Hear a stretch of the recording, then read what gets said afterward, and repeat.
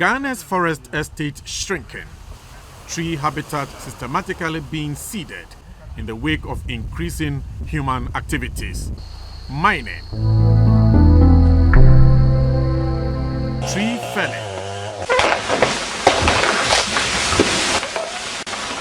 construction, expansion in human settlements, among others, the causes.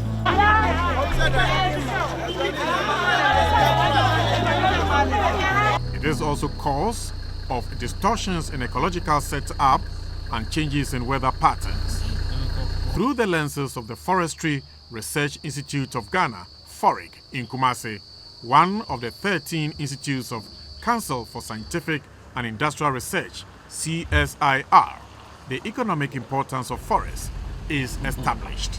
In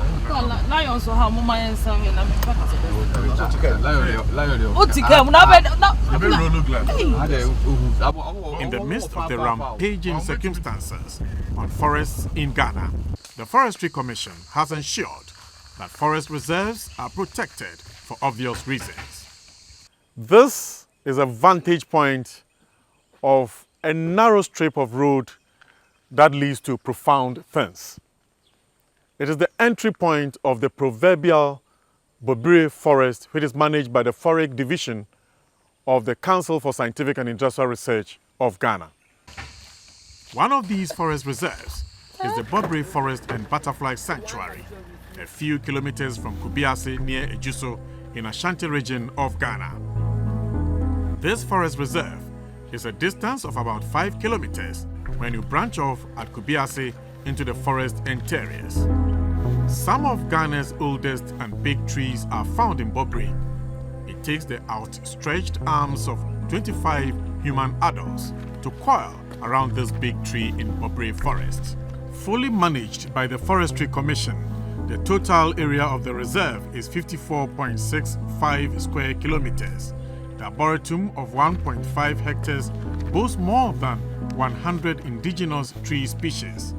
24 out of the 73 compartments of the reserve are research centers, mainly for education, tourism and research purposes.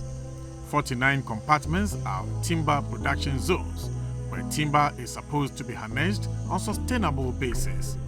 The management approach is selective logging, supervised by the Forestry Services Division of the Forestry Commission. Through the timber utilization contract, selected species of matured timber are thinned out by a company given concession for a period of 3 years. When that window is closed, the timber fields are left intact for 40 continuous years, during which harvested trees are fully regenerated. Bobre Forest is a colonial legacy gazetted under a Forest Ordinance Act in 1939, designating the site as Field Station for Forestry Administration. It has since been kept under near primary conditions. Somewhere in the 1990s, researchers considered restructuring and upgrading Bobre Forest Reserve.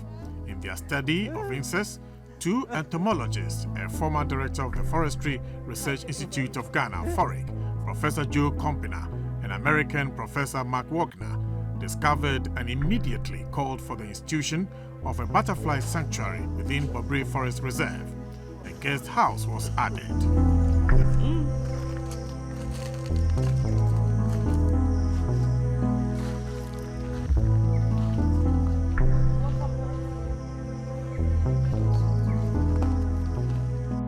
The forest houses more than 400 species of butterflies. It also has extensive presence of fauna, attracting some 120 bird species. Worldwide, the endangered Bobre reed frog, only found on African soil, have the Bobre and Etiwa forest in Ghana as its natural habitats. The reed frog is scientifically called Hypereolus bombirensis. Also present in this forest are pangolins and Goliathus beetles, both on globally endangered lists. In the case of Goliathus beetles, Ghanaian researchers found that they emerged in abundance during flowering period of a plant called Albizia zygia. Albizia julibrism, agroplant.org, also known as Persian silk tree. As you can see, the flowers are very impressive. I will go into it more. It's like, I don't know, needle-like flowers, pink or white, or pink with white. They are fragrant, so it's very good smell. It's used for ornamental industry. It doesn't require so much. It doesn't have so much requirement. It can use for bonsai. It's drought tolerant, and it can fix nitrogen, and it attracts pollinators. The Goliathus beetle is one of the largest of beetles in the world.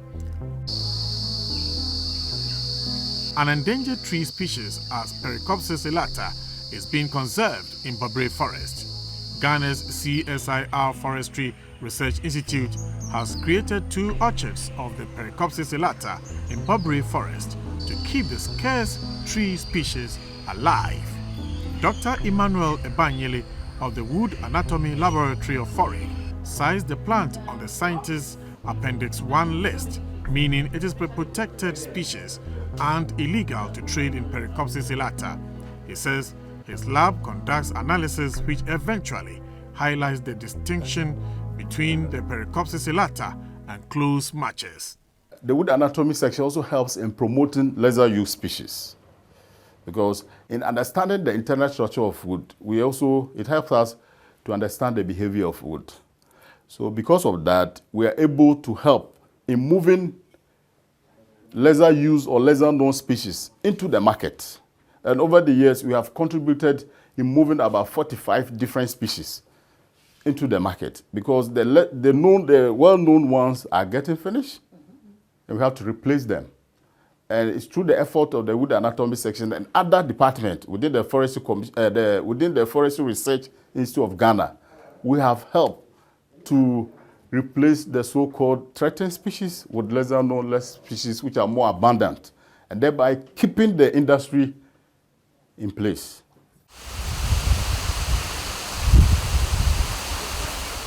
He said it is important such a distinction is made so that exporters do not swap Pericopsis elata with other timber of less value. The plant is robust and gregarious in nature. Pericopsis elata flourishes in low nutrient soil and in sunlight. It is marked endangered by forest conservationists who describe the harvesting of the species in the contemporary sense as unsustainable.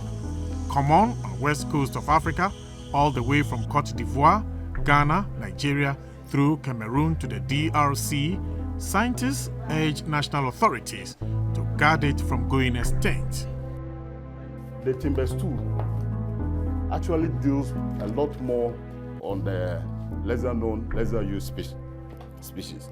The Timbers 1 you have here deals more with the premium species. Yes. And it's online. Inside this arboretum are ancient tree species found in tropical rain forests.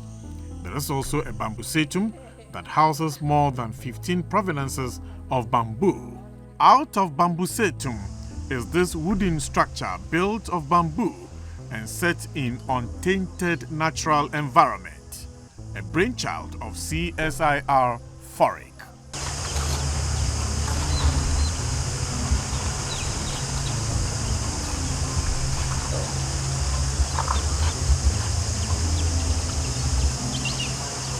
Deputy Director General of CSIR Ghana, Professor Paul Bosu, says it is an assemblage of some of the best known species of bamboo from parts of the world.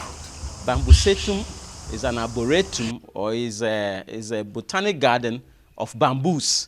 So we, apart from our own bamboos that we have in Ghana, what we call the Bambusa vulgaris, we have brought other species of bamboos from different parts of the world for trials. So the bambusatum is both a research plot and also a plot for education, for tourists.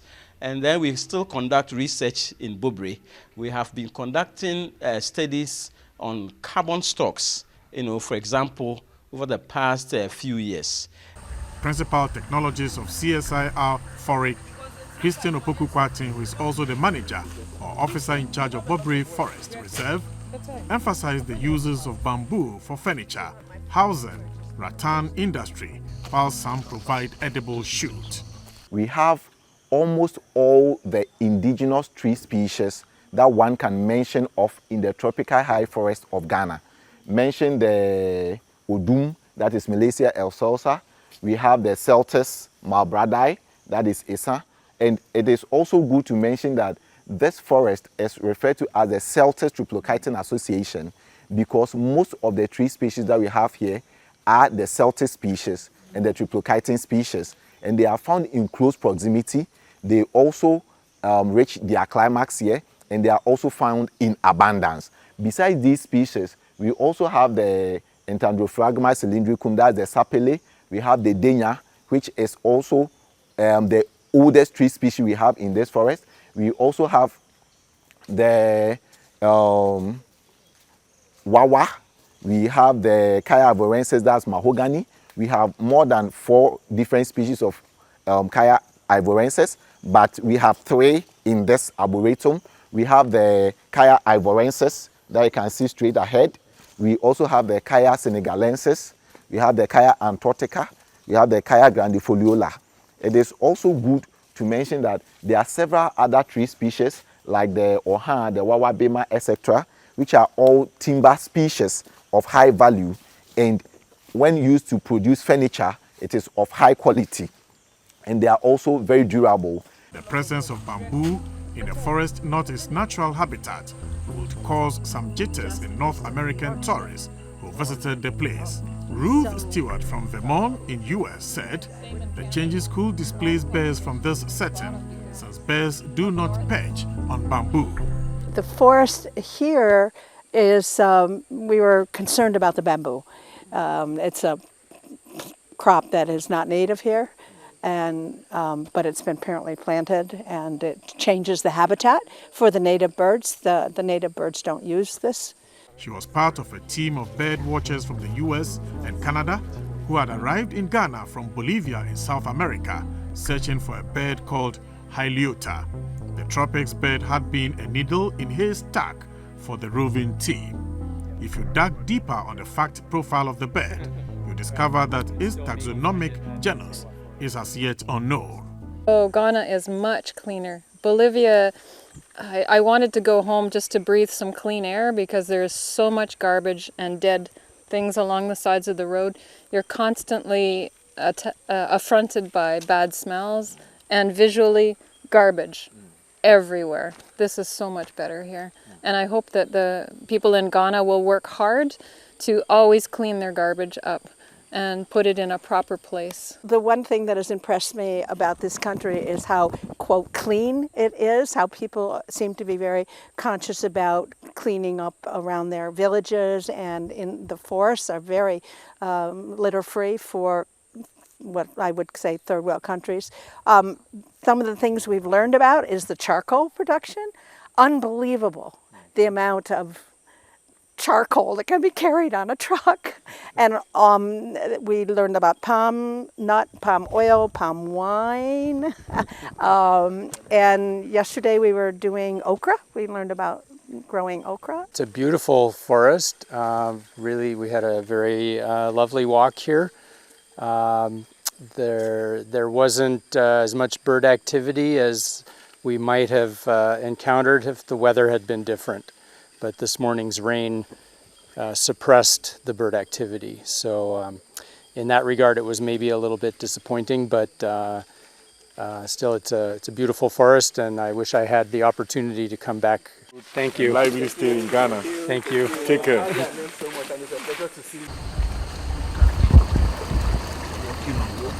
My guide took me back to the trees, claimed to be protective shield on water bodies. Indeed, Bobri Forest is crisscrossed by 5 rivers, one of which, called Abobri, is the name after which the forest itself is titled. This forest itself serves as the source of 5 major streams. That's the Anyesu River, the Ruapon, the Abobri, the Abofre, and the Gabeneka. And similar can be mentioned of the Atiwa Forest and other forest reserves that are sources of major water bodies. If we don't protect these forests to keep supplying us with this water, then we know that over time we will have to import water at a high cost. Besides protecting our water bodies, it also purifies them for us. Most rural dwellers rely on these water bodies directly as their source of drinking water. He says plant products are an integral part of herbal medicine. They are used for treating malaria, diabetes, diarrhea, high and low blood pressure. Some are used as aphrodisiacs. Some are used for treating hyperactivity related to depression, like the exudate from Dalbergia lactea. CSIR forigg in Kumasi has produced a syrup out of prekese, which it says treats convulsion, asthma, hypertension, and boosts human immune systems. Prekese is the Akan name for galbanum, a plant fruit mentioned only once in the Bible, in Exodus chapter 30, verse 34. First in the country, we are the Research Institute to come out with the CSIR prekese syrup. Almost every week, they take samples from here to go and do the analysis for endorsement. So CSIR prekese has been endorsed by Food and Drugs Board, and we have this Food and Drugs Board number on the products. Forests also serve as source of food, such as bush meat, honey, mushroom, snail, etc. Furniture and wood for construction, as well as pulp for the paper industry, are from the forest.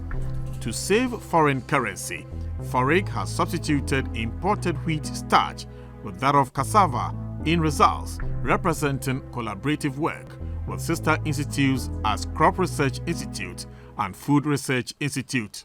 You don't see the difference unless we are manufacturing it. You cannot tell whether this is made out of wheat or this is made out of flour. But the economic importance will be that we are replacing the imported wheat with a locally manufactured flour. That is what we do. So this plywood is made out of starch from cassava, rather than those we employ wheat flour. The only wooden bridge in Ghana found in Kumasi was built by another sister institute, the Building and Roads Research Institute BRRI, with material tested in the labs of forigg. The timber species used on the bridge are dahoma, afina, kusia, and denya. They are found in Bobri. This is the only timber bridge we have in Ghana now. The only timber bridge is on the Kase Daban Road. This is a timber bridge that was constructed in the 80s. And you can see from the picture here, you can see the load that has come over this timber bridge over the years. Very heavy loads, tons of load coming on this timber, but it's been able to withstand the test of time. Now it was rehabilitated just 3 years ago. And as you can see, these are the timber members. These are all timber, no steel, no concrete. We were able to do this, and when we started rehabilitating, to be able to withstand the stress of the environmental degradation, we did what we call fiberglassing of the timber members. So these are all timber, but this time we coated them with fiberglass so that it will even last longer than the 40 years we anticipate. Besides these, forests serve as home for wild animals like lions, snakes, and hyenas, most of which are inching closer and closer into human domain.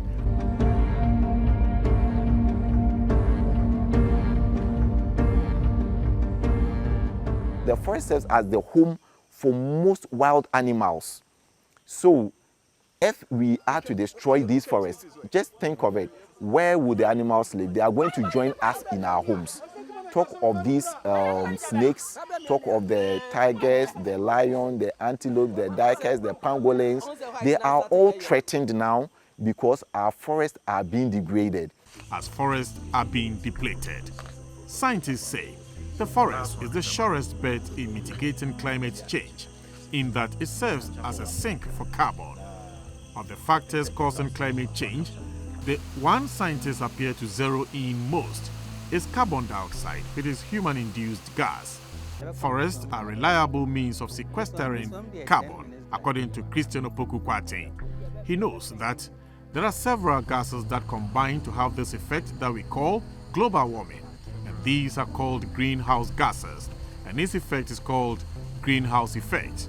These include nitrous oxide, the ozone, water vapor, methane, CFCs and HFCs, but carbon dioxide comes from human activities, hence need to control that source through exhortations to good moral behavior. These greenhouse gases have a positive impact on the earth as they serve as a blanket over the earth, absorbing effect of solar radiation without which the earth will have been so cold that humans cannot survive. When concentrations of greenhouse gases are above required thresholds, the heating effect around the earth becomes uncomfortably hot, translated as global warming. When the solar radiation from the sun reaches the earth, these greenhouse gases absorb a portion of it so that the earth will remain warm so that we can survive here on earth. But without these greenhouse gases, the earth would have been so cold that human beings cannot survive. We have observed that over the past few years, the incidence of rainfall, the pattern, the duration, and all that has changed. Usually, we expected the rains to fall, let's say, from March to July. Then we have a minor dry season in August, then a minor rainy season from September to October, then the major dry season starts in December, ends late February, but the pattern has changed. When we expect the rains to fall, they don't come. So it disappoints farmers. Crops that they plant in anticipation of rains don't survive. Then when we expect the dry season, rather the rain surprises us. As such, there is an unpredictable pattern of the rainfall and the dry season, making farming quite challenging, leading to food shortages in other parts of the country. There is droughts in other countries like Niger now. Crops are dying, animals are not surviving. It has also been recorded in parts of northern Ghana, and there are also incidences of floods down south, and it's quite disturbing. Flooding all over the country. I mean, if efforts are not made to mitigate the effects of climate change, our life on Earth is even at risk. This reflects in the melting of polar ice in Antarctica that leads to rising seawater levels, contributing to coastal erosion. There is a formula for calculating carbon sequestration efficiency of forests. How well does the forest ecosystem absorb carbon from the atmosphere? The approach is to measure the gross primary productivity of the forest and assess the autotrophic respiration, which has to do with how trees perform activities as metabolism, respiration, and other life processes as production of seeds, flowers, or fruits. The gross primary productivity less the autotrophic respiration gives the net primary productivity, which is an indicator of carbon storage capacity of forests. A baseline data showing reduced emissions from degradation and deforestation is known as the REDD+ arrangement, and it is basis for carbon credits by the rich industrialized nations. DR Congo, with the world's second largest rainforest, secured $100 million from the United States under this climate change mitigation and adaptation strategy. A global environmental monitoring network also studies how well the forest ecosystem absorbs nutrients, water, and carbon from soil as a measure of forest efficiency in climate change adaptation. A carbon removal certificate costs about 11,018 Ghana cedis, approximately 1,749 euros per ton of CO2, which is carbon dioxide. This amount is paid by a carbon-emitting industry to the carbon-removing nation. Away from the firmament and back to the Bobre forest, the scientists of CSIR forigg have placed litter traps within undergrowth of Bobre Forest Reserve and Butterfly Sanctuary to collect fallen parts of trees such as fruits, flowers, leaves, and twigs. Trees that fall or are cut down are also expected to plow back into soil as organic manure. Millipedes, Ants and other organisms could be spotted briskly gnawing to aid decomposition of dead trees. In another dimension, a soil seed bank experiment studies the extent to which a forest is able to regenerate itself after disturbances such as logging or tree fall. This is a dendrometer band for measuring diameter increment of the tree. And this is the sensor. It has probes that goes into the wood for measuring difference in the subflow. And this is the interface where we take our readings and the measurements. So this setup is referred to as the sensors. And these setups are the litter traps for trapping the litter from the trees, be it the leaves, the twigs, the fruits, the flowers, etc. And all feeds into how we analyze the carbon use efficiency of the forest. At this point, we are in the deep belly of Bobre Forest Reserve, where scientist Christian, assisted by Samuel, his assistant, are trying to protect the setup on the tree, the sensor with an aluminium foil to prevent or protect the equipment from being damaged by rodents. It is revealed that whenever seeds in plants fall and conditions are not favorable for germination, the seeds go into dormancy but are able to germinate when conditions fall in right places. This experiment measures how well trees in Bobre Forest Reserve and Butterfly Sanctuary are able to regenerate naturally through seeds buried in the soil. This experiment seeks to study how well the forest can regenerate on its own, because the tree species we have in this forest are all natural growth. They are not artificially planted. So whenever there is logging or disturbance or tree fall, the expectation is that the forest will be able to regenerate on its own. And these research findings have shown that most of the tree species that we have, wherever we pick these soil samples, had seeds buried in the soil that regenerated with time. In the artificial formula, the quest to regenerate plants for landscape restoration was once spearheaded by the director of CSIR forigg, Professor Dr. Daniel Ofori, and his team, constrained or doomed tree species as object of analysis.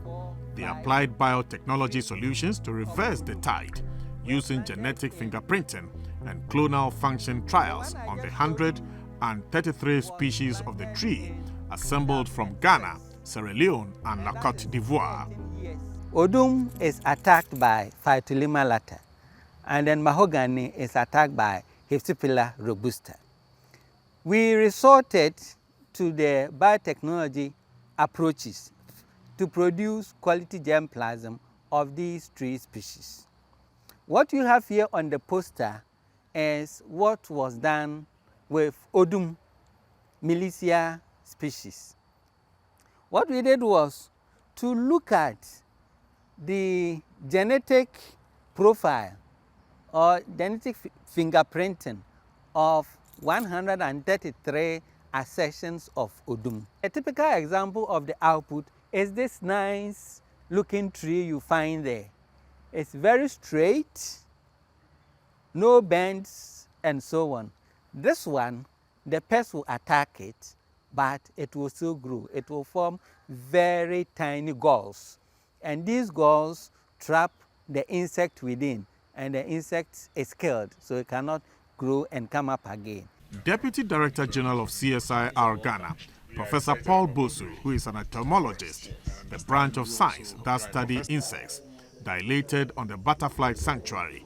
He says the original idea of giving a facelift to a wooden guest house in Bobre Forest Reserve was to offer a more convenient place of lodging for researchers to avoid the situation where they commute in journeys without being residential, and also to retain visitors who may want to stay overnight to hear nocturnal acoustics of animals and other creatures. All over the world, the butterfly sanctuaries usually actually have what we call, they build a cage. You know, they will build this massive cage and transfer the butterflies inside. But Bobre is unique in the sense that the population and diversity of butterflies in the center is such that you could actually have them in the open without any strict control of the sanctuary. So this idea came up, and quickly we started planting butterfly attracting plants and flowers to boost the attractiveness of the area to butterflies. And then butterflies also like what we call puddles. You know, the puddles that we see on the street. So all those things were brought in. The idea was to, let me use the term, to suck the butterflies that were in the forest into the center to attract visitors.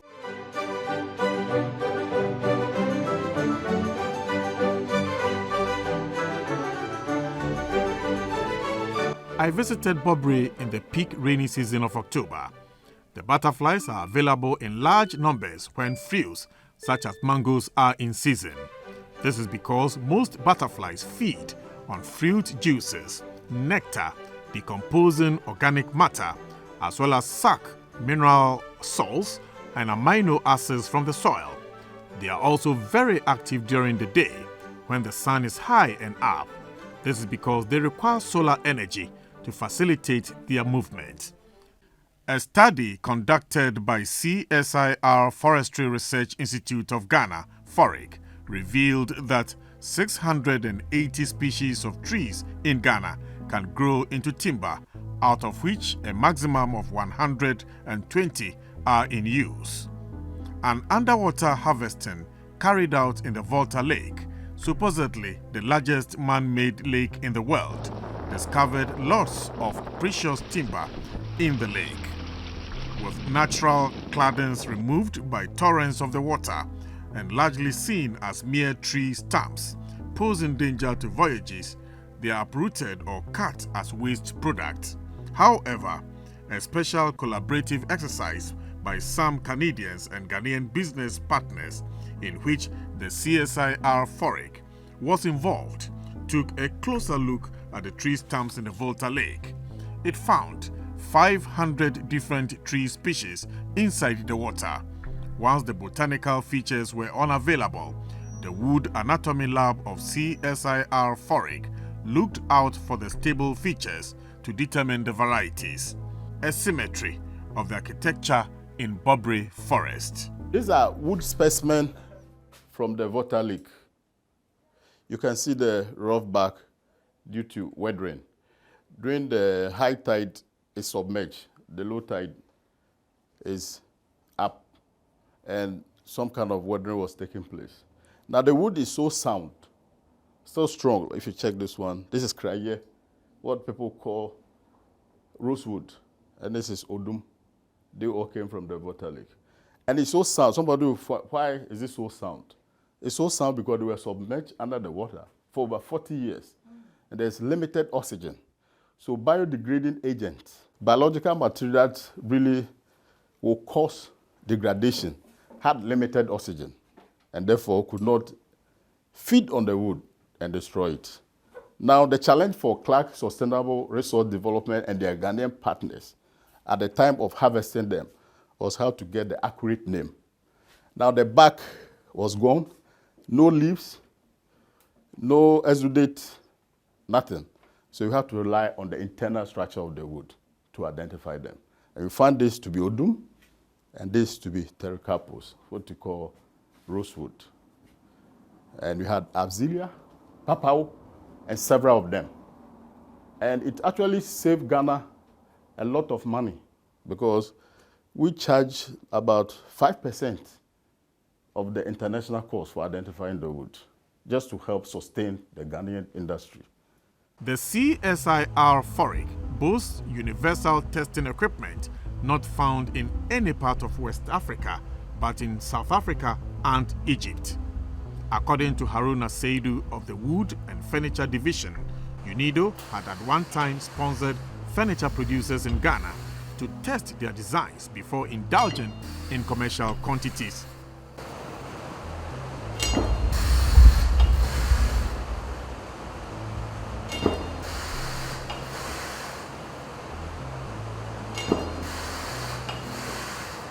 Pointing at a large shelf, a seed scientist, Dr. Joseph Mireku Asomeni, indicated that millions of tree seeds were stored at the National Tree Seeds Center of CSIR forigg.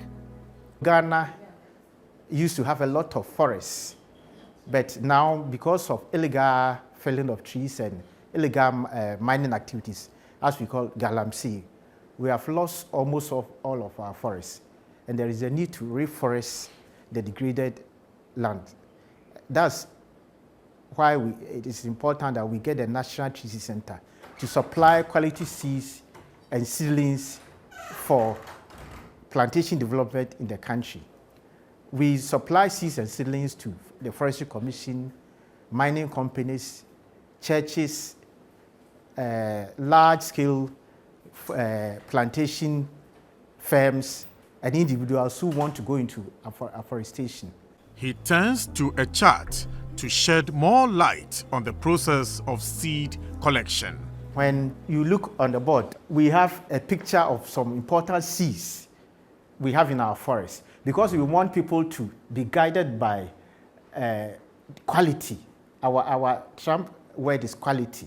So we want people to know how to identify forest seeds so that they'll collect them at the right time, so that we'll raise seedlings out of them. In view of that, over the years, we have done a lot of research on what we call tree phenology.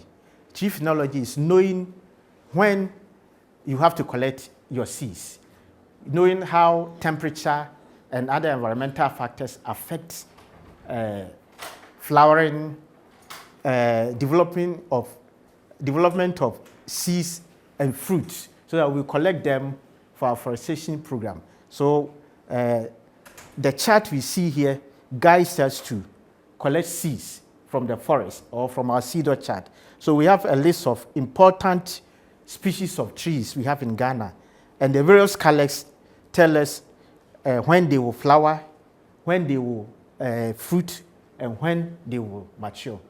Lakehead University in Ontario, Canada, one of the institutions that teaches forestry in Canada, has reached out to CSIR Forestry Research Institute of Ghana. Other institutions in Ghana in this partnership are the University of Cape Coast and the Forestry Commission. The Director General of the Council for Scientific and Industrial Research, CSIR, Professor Victor Ajimai, said collaborative research is a lifeline. You have a very strong faculty in natural sciences, forestry, ecology, and other things. So since then, I've worked a lot with Lakehead University. And for CSIR, these partnerships are the key to our survival, if I should say. Government resources to CSIR constitute 69% of our total inflows.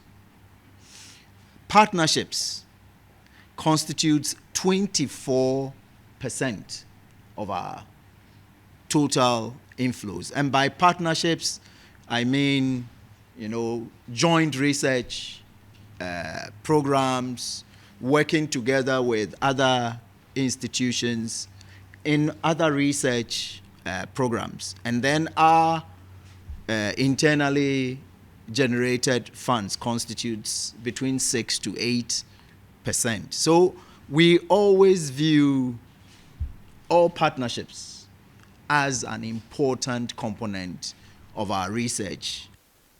Dr. Matthew Leach is a true advocate for forestry and related matters. Even the flying tie he wore to the event was wooden. He has deep thoughts about influence of forest estates on climate change. Climate is changing quickly, and the big question in Canada is, will our forests be able to adapt fast enough? So some areas they're looking at assisted migration. Other areas we probably will lose certain species in certain areas. The idea now is to look at those species. We're doing genetic research as well to see if we have species that are more adaptable and which can replace ones that may not be of the same species. So that type of research, and there's the ability to do that here, both in plantation and native forests. As forest estates are being degraded, scientists recommend afforestation to restore lost greenery. Planting new trees is of important use to carbon as it sinks faster in young, growing trees. A recent study of the Congo Basin showed that the carbon absorption rate of that forest estate is at all-time low because most of the trees in the jungle are mature and do not take in carbon to aid their growth. Indeed, when the last tree dies, the last man dies.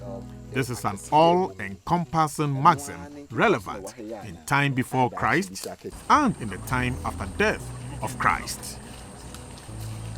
And now, future plans for Bobre Forest Reserve and Butterfly Sanctuary.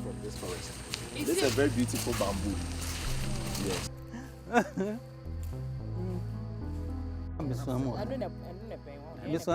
Efforts have been made to construct a canopy walk over here to attract more tourists, as well as to fix the road by first of all grading it in this dry season and then asphalting it in the first quarter of next year. At the moment, the guest house has also been given a facelift to provide a very cozy environment for our guests that wish to stay overnight or spend some days with us in such a serene environment of pure oxygen, devoid of noise and pollution from the city, and that gives one a very soothing ambience for reflection of life, on life. Yes. Besides this, there are also efforts to extend electricity to this tourist site because we rely solely on generator for electricity. This site is not yet connected to the national grid, but the efforts are far advanced to do so, and we are hopeful by the first quarter of next year that would also be done, as well as improvement of the telecommunication network to this place. So far, we have spoken with Vodafone and MTN. MTN has assured us that within the first half of next year, they will erect a mast here to improve the telecommunication service here so that our guests can reach out to their loved ones, whether through the internet or other means of communication. And we also look forward to private and public partnership, that's PPP, to help improve Bobre Forest and Butterfly Sanctuary to, one, create more visibility, just as CSIR is doing, to do it more, and also increase patronage, as well as generate revenue for the government in an effort to contribute significantly to GDP.